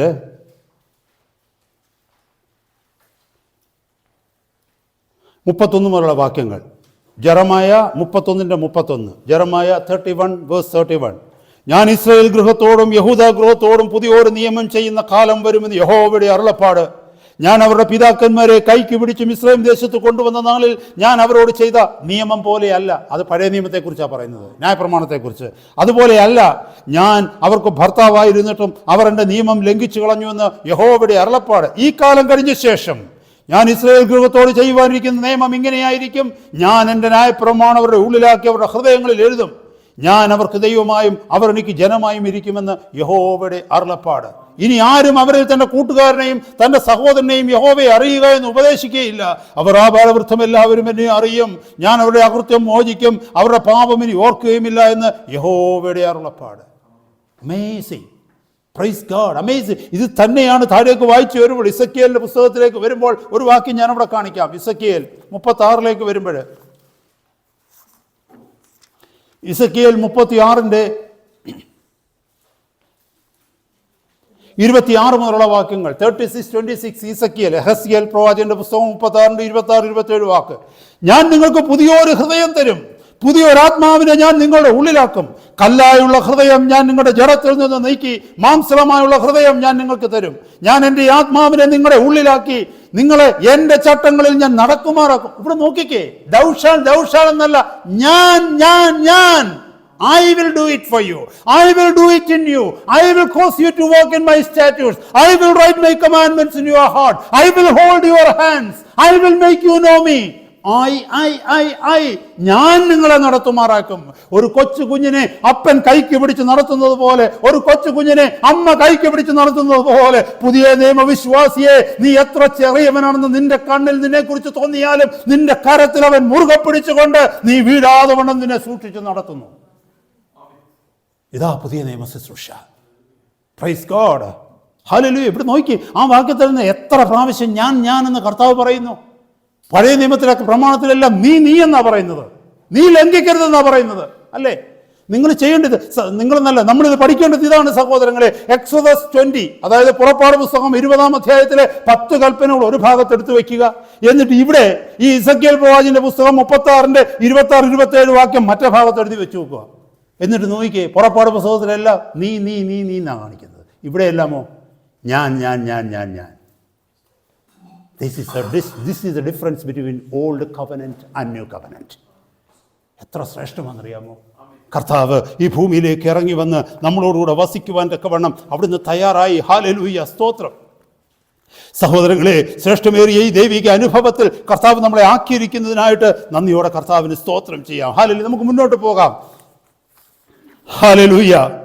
ഞാൻ പെട്ടെന്ന് ഷോർട്ട് ചെയ്ത് പോവുക. എൻ്റെ ഓൾഡ് ടെസ്റ്റമെന്റ് പഴയ നിയമത്തിലേക്ക് വന്നു കഴിഞ്ഞാൽ ഇറ്റ് വാസ് ഓൾ എക്സ്റ്റേണൽ, എല്ലാം പുറത്തായിരുന്നു കേട്ടോ. പഴയ നിയമത്തിൻ്റെ എല്ലാം പുറത്താ, കൽപ്പനകളെല്ലാം പുറത്താ. ഒരാൾക്ക് ഈസിയായിട്ട് മനസ്സിലാക്കാൻ പറ്റും. ആരെങ്കിലും ഒരു വലിയ കാളക്കിടാവിനെ കൊണ്ട് വരുമ്പോൾ കണ്ടു നിൽക്കുന്നവന് മനസ്സിലാവും ഇവരെന്തോ മഹാപാതകം ചെയ്തിട്ടുണ്ട്, അല്ലേ? ഒന്ന് ചിന്തിച്ച് നോക്കി. ഇന്ന് നമ്മൾ കൊണ്ടുവന്നു കഴിഞ്ഞാലോ, ഇവിടെ ഇരിക്കുന്ന ഞാൻ ഉൾപ്പെടെ പറയുക, നമ്മൾ കാളക്കിടാവല്ല 4-5 കാളയെ ഒന്നിച്ച് കൊണ്ടുവരേണ്ടി വരും നമ്മളിൽ പലരും, അല്ലേ? പക്ഷെ കർത്താവിൻ്റെ കൃപ. പഴയ നിയമം എല്ലാം എക്സ്റ്റേണലായിരുന്നു, എല്ലാം പുറത്ത് കാണുന്നതാ. അവരുടെ ആലയം പുറത്തായിരുന്നു, അവരുടെ ന്യായപ്രമാണം പുറത്തായിരുന്നു, അവരുടെ കർമ്മങ്ങൾ, അവരുടെ യാഗങ്ങളൊക്കെ പുറത്തായിരുന്നു, അവരുടെ ജീവിതമെല്ലാം പുറത്തായിരുന്നു. അതുമല്ല, അവരുടെ നീതി പുറത്തായിരുന്നു. ഹല്ലേലൂയ. അതുകൊണ്ട് ഞാനൊരു വാക്യം നിങ്ങൾക്ക് കാണിച്ചു തരാം. മത്തായിയുടെ സുവിശേഷം 24-ാം അധ്യായത്തിൽ കർത്താവ് പരീശന്മാരോട് പറയുന്ന ഒരു ഭാഗം. അതൊക്കെ നമ്മളെ ഒത്തിരി കാര്യങ്ങൾ പഠിപ്പിക്കുന്ന ഭാഗങ്ങളാണ്. അതൊക്കെ നമ്മളെ തന്നെ ശോധന ചെയ്യേണ്ടത്. മാത്യു ചാപ്റ്റർ 24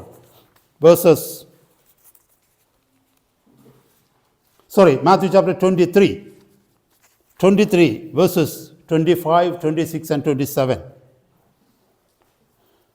പരീശന്മാരോട് യേശു കർത്താവ്, പരീശന്മാരെന്ന് പറഞ്ഞാൽ ന്യായപ്രമാണത്തെ വള്ളിപുള്ളി വിടാതെ അനുസരിക്കുന്നവരാണ്, പഴയ നിയമ വിശ്വാസികളാണ്, പഴയ നിയമ വിശുദ്ധന്മാരാണ്, യഹോവയുടെ ജനമെന്ന് അവകാശപ്പെടുന്നവരാ. അവരെ നിങ്ങളൊന്ന് നോക്കി. അവരെക്കുറിച്ച് യേശു കർത്താവ് പറഞ്ഞെന്തോന്നറിയാമോ? കപടഭക്തിക്കാരായ ശാസ്ത്രിമാരും പരീശന്മാരുമായുള്ളവരെ, നിങ്ങൾക്ക് കഷ്ടം, നിങ്ങൾ കിണ്ടികിണ്ണങ്ങളുടെ പുറം വെടിപ്പാക്കുന്നു. Externally they look very very fine. എന്തോ ഒരു ഗ്ലേസിങ് എന്നറിയാമോ കിണ്ടികിണ്ണങ്ങൾക്ക്, അല്ലേ? Costly thing. They are spending so much time and so much, detergent and soap and liquid and all in washing the external side, outside. അതിൻ്റെ പുറത്തെ clean ചെയ്യാൻ വേണ്ടി soap പൊടിയും ഇല്ലാത്ത ലിക്വിഡ് എല്ലാം വെക്കും. എന്ന് പറഞ്ഞാൽ they want to have a good impression before people. They want people to say, hello, hi, wonderful എന്ന് പറയണം. ഇന്നത്തെ വിശ്വാസികൾ ആരെങ്കിലും അത് ആഗ്രഹിക്കുന്നുണ്ടെങ്കിൽ നീ പുതിയ നിയമത്തിൽ ഇതുവരെ എത്തിയിട്ടില്ല കേട്ടോ. ഇവിടെ ഇരിക്കുന്നവർ ആരെങ്കിലും അങ്ങനെ ചിന്തിക്കുന്നുണ്ടോ? എല്ലാവരും എന്നെക്കുറിച്ച് നല്ലത് പറയണം, ദൈവം എന്നെക്കുറിച്ച് എന്ത് പറഞ്ഞാലും വിഷയമില്ല. എന്നെ കേൾക്കുന്ന സഹോദര സഹോദരി, അങ്ങനെ ഉള്ളവർക്ക് വേണ്ടിയുള്ള വചനമായത്. കിണ്ടികിണ്ണങ്ങളുടെ പുറം വെടിപ്പാക്കുന്നു, അകത്തോ ശ്രദ്ധിച്ചു നോക്കിയേ കവർച്ചയും അതിക്രമവും നിറഞ്ഞിരിക്കുന്നു. എന്നിട്ട് കർത്താവ് പറയുക, കുരുടനായ പരീശന, യു ബ്ലൈൻഡ് ഫാരസി, കിണ്ടികിണ്ണങ്ങളുടെ പുറം വെടിപ്പാക്കേണ്ടതിന് മുമ്പേ അവയുടെ അകം വെടിപ്പാക്കുക. Give importance to the inner side more than the outer side. അല്ലേ? നമ്മൾ ആരെങ്കിലും ഗസ്റ്റുകൾ വീട്ടിൽ വന്നു കഴിഞ്ഞ് ചായ കൊടുക്കുന്നുണ്ടെങ്കിൽ കപ്പിൻ്റെ പുറം വന്നോ കഴുകുന്നേ അകം വന്നോ കഴുകുന്നേ? എനിക്കറിയത്തില്ല. ഞാൻ പലയിടത്തും വന്ന് ചായയൊക്കെ കുടിക്കുന്നുണ്ട്, എനിക്കറിയത്തില്ല. സെൻസിബിളായിട്ടുള്ളവർ അകമാണ് കഴുകുന്നത് ആദ്യം, അല്ലേ? കാരണം അകമാണ് കഴുകേണ്ടത്. പക്ഷേ നമ്മളിൽ പലരും പുറമെ മണപ്പിച്ചൊക്കെ നോക്കുന്നത്, സ്മെല്ലുണ്ടോ ആരെങ്കിലും കുടിക്കുന്ന സമയത്ത്. ഇവിടെ പറയുകയാണ്, പുറം വെടിപ്പാകേണ്ടതിന് നീ ആദ്യം അകം കഴുകണം. പുതിയ നിയമ വിശ്വാസി, എൻ്റെയും നിങ്ങളുടെയും അകത്തിനാണ് സ്വർഗം പ്രാധാന്യം കൊടുത്തിരിക്കുന്നത്. എത്ര വലിയ യാഗവും മൃഗവുമായി നീ ദൈവത്തിൻ്റെ ആലയത്തിലേക്ക് വന്നാലും നിന്റെ ഹൃദയത്തിൻ്റെ ഉള്ളിൽ ദുഷ്ടതയാണെങ്കിൽ നിന്റെ യാഗത്തിൻ്റെ മീതെ കർത്താവ് മുഖം തിരിക്കും.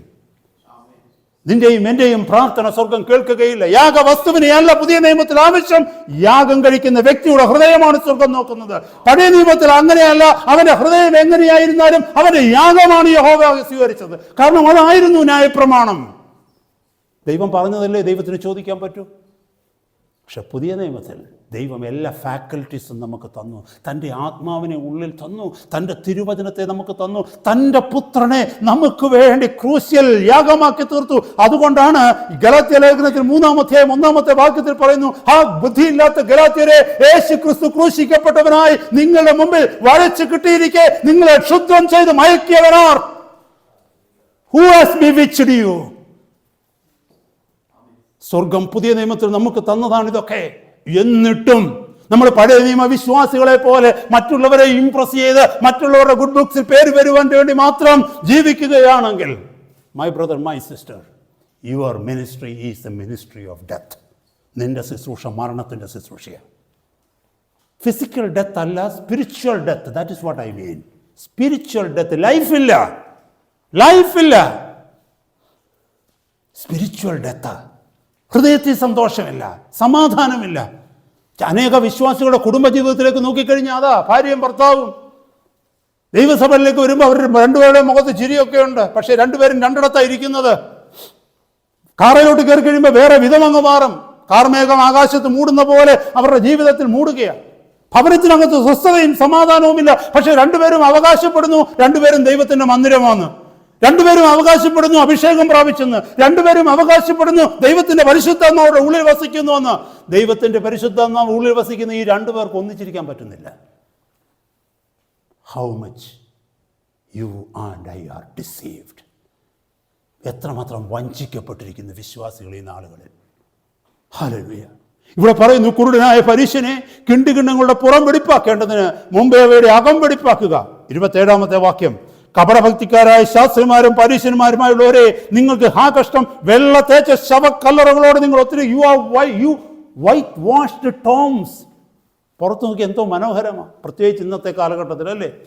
ജീവനോടിരിക്കുമ്പോൾ അപ്പനും അമ്മയ്ക്കും ഒരു ഗ്ലാസ് വെള്ളം കൊടുക്കത്തില്ല. നാട്ടിൽ കിടന്ന് വിളിക്കുക, മോനെ നീ ഒന്ന് വാ, നിന്റെ മുഖം ഒന്ന് കണ്ടിട്ട് മരിക്കണം. ഇപ്പം നമ്മൾ പറയാം, എനിക്കിവിടെ മീറ്റിങ്ങുകളാണ്, എനിക്ക് അതാണ് ഇതാണ് ഭയങ്കര പ്രശ്നമാണ്, എന്ത് ചെയ്യാനാണ്, ഇപ്പം എനിക്ക് വരാൻ പറ്റത്തില്ല. മരിച്ചു കഴിഞ്ഞിട്ട് ചെല്ലും, അല്ലേ? ഒരു ജീവിതകാലം മുഴുവനും അവർക്ക് കൊടുക്കേണ്ടത് മുഴുവനും 2-3 ദിവസം കൊണ്ട് തീർക്കും അടിച്ച്. ജീവനോടിരുന്ന സമയത്ത് ഒരു നല്ല വാക്ക് പറയാൻ, ഒരു കപ്പ് കാപ്പി അടുത്തിരുന്ന് കൊടുക്കുവാൻ കഴിഞ്ഞിട്ടില്ല അവർക്ക്. ഇവിടെ പറയുക എന്താ, വൈറ്റ് വാഷ്ഡ് ടോംസ്. ടോംബിനെ അലങ്കരിക്കുക, കല്ലറ അലങ്കരിക്കുക, നല്ല നല്ല വില കൂടിയ മാർബിളോ ടൈൽസൊക്കെ ഇട്ട് അലങ്കരിക്കുക, പൂക്കളൊക്കെ ചുറ്റും വയ്ക്കുക. ഇപ്പോൾ it becomes a garden of flowers. എല്ലാം ചെയ്യുക പുറത്ത്. പക്ഷെ കർത്താവ് പറഞ്ഞതിൻ്റെ അകത്തോ what is inside a tomb? It's all dead man's bones. No one likes to see it. മരിച്ചവൻ്റെ അസ്ഥി, ദ്രവിച്ചുകൊണ്ടിരിക്കുന്ന അസ്ഥി ആർക്ക് വേണോ അത്? കർത്താവ് പറഞ്ഞു, നിങ്ങൾ അങ്ങനെയാണ്. വൈറ്റ് വാഷ് ടോംസ്, പുറത്ത് നല്ല അലങ്കാരമാണ്. എന്നെ കേൾക്കുന്ന സഹോദരങ്ങളെ, അനേക സഭകൾ എന്ന് പറയുന്ന ദൈവമക്കളെന്നും ദൈവസഭയെന്നും പറയുന്നതിൻ്റെ അകത്തെ കണ്ടീഷൻ ഇതാ. പുറത്ത് പാട്ടുകളും പ്രശസ്തി എല്ലാം ഉണ്ട്, പക്ഷെ അകത്ത് ഭിന്നതയാണ്. സഹോദരങ്ങൾ തമ്മിൽ ചേർന്നിരിക്കത്തില്ല, ദൈവദാസന്മാർക്ക് കീഴ്പ്പെടത്തില്ല. ഒന്നിൽ കൂടുതൽ ദൈവദാസന്മാരുണ്ടെങ്കിൽ അവർ തമ്മിൽ അടിയാണ്, അധികാരം. വൈറ്റ് വാഷ് ടോംസ്, പുറത്തു നിന്നല്ല വൈറ്റ് വാഷ് കളറാണ്. വലിയ ബിൽഡിങ്ങുകളുണ്ട്, നല്ല നല്ല പാട്ടുകൾ, മ്യൂസിക്, എല്ലാം നല്ല ഫാക്കൽറ്റീസ് ഉണ്ട്, പ്രോഗ്രാംസ് ഉണ്ട്, എല്ലാ ആനിവേഴ്സറീസും കൂടെ എല്ലാം ഉണ്ട്. പക്ഷേ അകത്ത് ഒന്നിന് കണ്ടുകൂടാ. അതല്ലേ ഇത്? പഴയ നിയമം അങ്ങനെയായിരുന്നു. പുറത്ത് എക്സ്റ്റേണലി ദേ വെർ ഫൈൻ. അതാ ഇവിടെ കണ്ടത്, കിണ്ടുകിണ്ടുങ്ങളുടെ പുറം, സെമിത്തേരി അല്ലെങ്കിൽ ടോംബിൻ്റെ പുറം, കല്ലറയുടെ പുറം. കർത്താവ് പറഞ്ഞു, നിങ്ങൾ അങ്ങനെയാണ്. പരീക്ഷന്മാരോട് പറഞ്ഞു, ഞാൻ they were giving importance to that. പക്ഷെ പുതിയ നിയമത്തിൽ അങ്ങനെയല്ല. It's all inside. Hallelujah. It's all inside. ദൈവത്തിൻ്റെ ആത്മാവ് ഉള്ളിൽ വസിക്കുകയാണ്. ദൈവത്തിൻ്റെ ആത്മാവ് ഉള്ളിൽ വസിക്കുമ്പോൾ എനിക്ക് പുറത്ത് പലതും ചെയ്യാൻ കഴിയത്തില്ലെങ്കിലും എപ്പോഴും ഞാൻ ചിന്തിക്കുന്നത്, കർത്താവേ, അങ്ങയുടെ കണ്ണെന്നെ കാണുന്നുണ്ടല്ലോ. എൻ്റെ സഹോദരങ്ങൾക്ക് എന്നെ കാണാൻ പറ്റത്തില്ല, എൻ്റെ ഭാര്യയ്ക്ക് എന്നെ കാണാൻ പറ്റത്തില്ല, എൻ്റെ മക്കൾക്ക് എന്നെ അറിയത്തില്ല. പക്ഷെ അങ്ങയുടെ മുഖത്ത് നിന്ന്, അങ്ങയുടെ കണ്ണിൽ നിന്ന് എനിക്ക് എന്തും മറയ്ക്കാൻ പറ്റും. I cannot do it Lord, help me, help me, help me. അനേക ഭക്തന്മാർ കർത്താവിൻ്റെ സന്നിധിയിൽ രാപകൽ കണ്ണുനീരൊഴുക്കിയത് തങ്ങളുടെ വിശുദ്ധ ജീവിതത്തിൽ കർത്താവിനെ പ്രസാദം പ്രാപിച്ച് കർത്താവിൻ്റെ സഹായത്തിൽ ജീവിക്കുവാൻ തക്കവണ്ണം വന്നു. ഗ്രേസ്, കൃപ, മുമ്പേ കേട്ടതുപോലെ ഗ്രേസ്, വീഴാതെ വണ്ണമുള്ള ദൈവത്തിൻ്റെ സഹായം, ഹോൾഡിങ്, കർത്താവ് ഹോൾഡിങ് അപ്പ്. ഞാൻ വേഗം മുന്നോട്ട് പോകുകയാണ്. Hallelujah, praise God. ഒത്തിരി സമയം പെട്ടെന്ന് പോകുന്നു. വേറൊരു വലിയ ചേഞ്ച് ചെയ്തതെന്നറിയാമോ? പഴയ നിയമത്തിൽ ഡയറക്റ്റീവ് പ്രോഫസി ആയിരുന്നു എപ്പോഴും. കേട്ടോ, ശ്രദ്ധിച്ച് കേൾക്കണം. ഇന്ന് അനേകർക്ക് പറ്റുന്ന അബദ്ധങ്ങൾ. അനേക സഭകൾ ഡിവിഷൻ ഉണ്ടാക്കുന്നു. സഭയിലുള്ള പലരും പറയുന്നത് ആരെ കല്യാണം കഴിക്കണം, ആരെ കല്യാണം കഴിക്കരുത്, എവിടെ വീട് വെക്കണം, എവിടെ കിണർ കുഴിക്കണം. പുതിയ നിയമത്തിലാണ് പറയുന്നത് കേട്ടോ. പഴയ നിയമത്തിലതുണ്ടായിരുന്നു കേട്ടോ. കാരണം എന്താണെന്ന് വെച്ചാൽ ചില വ്യക്തികളെ മാത്രമേ പരിശുദ്ധാത്മാവ് വസിച്ചിരുന്നുള്ളൂ. അവരെ ദൈവം ശുശ്രൂഷയ്ക്ക് ആക്കി വെച്ചിരിക്കുന്ന. ഏലിയാവിനെ അന്വേഷിച്ച് വരുന്നവരെ കാണുന്നുണ്ട്, എലീഷയെ അന്വേഷിച്ച് വരുന്നവരെ കാണുന്നുണ്ട്. അതുമാത്രമല്ല, നയമാൻ്റെ വീട്ടിൽ വേലയ്ക്ക് നിന്നിരുന്ന ഒരു എബ്രായ പെൺകുട്ടി പറഞ്ഞിട്ടുണ്ട്, ഞങ്ങളുടെ നാട്ടിൽ ശമരിയയിൽ ഇതുപോലെ യഹോവയുടെ പ്രവാചകനുണ്ട്. അന്നത് ഉണ്ടായിരുന്നു. പക്ഷെ പുതിയ നിയമത്തിൽ അങ്ങനെയില്ല. മുമ്പേ മുതൽ നമ്മൾ കേട്ടു, നമ്മൾ ദൈവത്തിൻ്റെ മന്ദിരമാണ്, ദൈവത്തിൻ്റെ ആത്മാവ് നമ്മളിൽ വസിക്കുന്നു. 1 യോഹന്നാൻ 2:27 കേട്ടു, അവനാൽ പ്രാപിച്ച അഭിഷേകം നിങ്ങളിൽ ഇരിക്കുന്നു, ആരും നിങ്ങളെ ഉപദേശിക്കേണ്ട ആവശ്യമില്ല. എന്തിന്? To seek the will of God. No one needs to guide you. You yourself can do it. Holy Spirit speaks to you. Amen. പുതിയ നിയമത്തിൽ എന്താ? ഇന്ന് അങ്ങനെയാണോ നടക്കുന്നത് പലയിടത്തും? ആണോ? ആര് കല്യാണം കഴിക്കണം, ആര് കല്യാണം കഴിക്കരുത്? എനിക്കറിയാം അങ്ങനത്തെ കേസുകൾ. ഹല്ലേലൂയ. ഇവിടെ അടുത്തു നിന്ന് ഒരു സഹോദരൻ എന്നെ വിളിച്ചു പറഞ്ഞതാ. Praise God. എന്നിട്ട് ആ വ്യക്തിയെ സഭയിൽ നിന്ന് പുറത്താക്കിയതായിട്ടാണ് ഞാൻ കേട്ടത്. പാസ്റ്ററിന്റെ വാക്ക് കേട്ടില്ല, വേറൊരാളിനെ കല്യാണം കഴിച്ചെന്നും പറഞ്ഞു. ഹല്ലേലൂയ.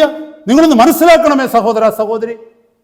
എന്നിട്ട് എന്താ ചെയ്യുന്നതെന്നറിയാമോ? ഫീസും വാങ്ങിക്കും. അതായത് ഡോക്ടേഴ്സ് കൺസൾട്ടേഷന് ഫീസ് വാങ്ങിക്കുന്നതിൻ്റെ കൂട്ട്. Is it new covenant ministry? Is it new covenant? ഇത് പുതിയ നിയമ ശുശ്രൂഷയാണോ? പുതിയ നിയമത്തിൽ അവിടെ പറയുന്നു, അവരാബാലവൃത്തം എന്നെ അറിയും, അവരെല്ലാവരും എന്നെ അറിയാം. അതിൻ്റെ അർത്ഥം പുതിയ നിയമത്തിൽ ശുശ്രൂഷകളില്ലെന്നാണോ? ഉണ്ട്. പുതിയ നിയമത്തിൽ ഓരോരോ ശുശ്രൂഷകൾക്ക് ദൈവം ഓരോരുത്തരെ ആക്കി വെച്ചിട്ടുണ്ട്. നമുക്കറിയാം, അപ്പോസ്തല പ്രവൃത്തി 17-ാം അധ്യായത്തിൽ ആക്സ് 17 അഗബസ് എന്ന് പറയുന്നൊരു പ്രവാചകനെ കുറിച്ച് കാണാം. ആ പ്രവാചകൻ എന്താ പറഞ്ഞെന്നറിയാമോ? ഭാവിയിൽ ഒരു വലിയ ക്ഷാമം ഉണ്ടാകുവാൻ പോകുന്നു. നിങ്ങളവിടെ വായിച്ചു നോക്കണം, എനിക്ക് സമയമില്ല പോകാൻ. എന്നിട്ട് ക്ഷാമത്തിൽ എന്ത് ചെയ്യണമെന്ന് ആ ദൈവദാസൻ പറഞ്ഞില്ല. ക്ഷാമമുണ്ടാകുവാൻ, കാരണം ദൈവം കൊടുത്ത ആലോചന അതാണ്, ക്ഷാമമുണ്ടാകുവാൻ പോകുന്നു. അതിന് നിങ്ങൾ എന്ത് ചെയ്യണമെന്ന് പ്രവാചകൻ പറഞ്ഞില്ല, കാരണം ദൈവം അത് പ്രവാചകനോട് പറഞ്ഞുമില്ല. അടുത്ത വാക്യങ്ങൾ താഴേക്ക് വായിച്ചു വരുമ്പോൾ നമുക്ക് മനസ്സിലാകും, അന്ത്യോക്യ സഭയിലുള്ളവർ ദൈവത്തിൻ്റെ മുഖം അന്വേഷിച്ച് പരിശുദ്ധാത്മാവ് പ്രേരണ കൊടുത്തതുകൊണ്ട് അവരൊരു ധർമ്മശേഖരം ഉണ്ടാക്കി പാവപ്പെട്ട വിശുദ്ധന്മാർക്ക് അയച്ചു കൊടുത്തു.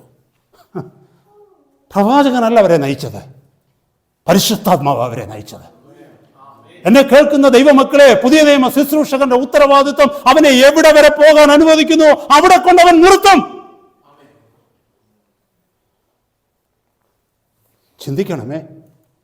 ചിന്തിക്കണമേ സഹോദര സഹോദരി. മോശയെ പോലെ ഈ ലോകത്തിലെ ക്ഷേമങ്ങൾ അന്വേഷിക്കാനും ഈ ലോകത്തിലെ ഭൗതിക അനുഗ്രഹങ്ങൾ അന്വേഷിക്കാനുമാണ് നിന്നെ ഒരു ദൈവദാസൻ നയിക്കുന്നതെങ്കിൽ അവൻ യേശുവിന്റെ പിന്നാലെ പോകുന്ന ദൈവദാസനല്ല, മോശയുടെ പിന്നാലെ പോകുന്നവനാണ്.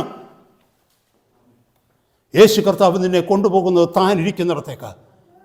അപ്പോസ്തലന്മാരുടെ ജീവിതം നോക്ക്. അവരെല്ലാം ലോകത്തിലെ കിങ്ഡത്തെക്കുറിച്ച്, ലോകത്തിലെ രാജ്യങ്ങളെക്കുറിച്ച്, ലോകത്തിലെ അനുഗ്രഹങ്ങളെക്കുറിച്ച് അല്ല പ്രസംഗിച്ചത്. അവരെ കാണപ്പെടാത്ത സ്വർഗത്തിലെ അനുഗ്രഹങ്ങളെക്കുറിച്ച്, നിത്യതയിലുള്ള അനുഗ്രഹങ്ങളെക്കുറിച്ച് വിശ്വാസത്തിൽ അത് കണ്ട് അതിനുവേണ്ടി കാത്തിരിക്കണമെന്നാണ് ദൈവജനത്തെ ഓർമ്മിപ്പിച്ചുകൊണ്ടിരുന്നത്. അല്ലേ? ഇന്ന് അങ്ങനെയാണോ സഹോദര സഹോദരി? പൗലോസിന്റെ ലേഖനങ്ങൾ നിങ്ങൾ കണ്ടിട്ടുണ്ടല്ലോ. അവിടെ എത്ര ലേഖനങ്ങളിൽ പറയുന്നുണ്ട് അവിടുത്തെ സഭാഗോളിന് പൈസ ഇല്ലെന്ന്. എവിടെയെങ്കിലും പറഞ്ഞു കേട്ടിട്ടുണ്ടോ നിങ്ങൾ? ഇത്ര കോടിയുടെ ആവശ്യമുണ്ടെന്ന്, പിരിവെടുക്കണമെന്ന്? ഇല്ല. ദൈവജനത്തിന് തന്നെ അത് തോന്നും. ഞങ്ങൾക്ക് ആരാധിക്കാൻ ഒരു ഹോളിന്റെ ആവശ്യമുണ്ട്, എൻ്റെ ദൈവത്തെ ആരാധിപ്പാൻ തക്കവണ്ണം ഞങ്ങൾക്കൊരു ഹോളിന്റെ ആവശ്യമുണ്ട്. അവർ തന്നെ പരിശുദ്ധാത്മാവിനാൽ പ്രേരിതരായി അവർ മുന്നോട്ട് വരും. Praise God. മനസ്സിലാക്കണമേ.